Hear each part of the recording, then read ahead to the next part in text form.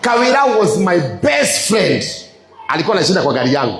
Nilikuwa naharibiwa jina juu yake. Nasema bibi ya Kanyari. Sasa naitaka kwa bwana anaipei. Baada huyu kujiondoa kuwa mtu wangu wa karibu. Kawira. Juzi alinitusi kwa TikTok.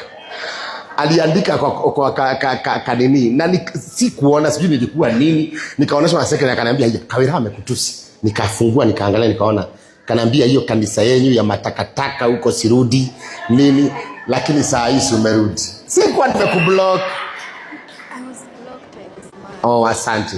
Alikuwa amekasirika but sasa amesema na si unaona amerudi kwa kanisa ya matakataka.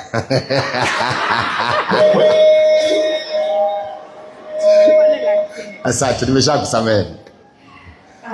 Praise God.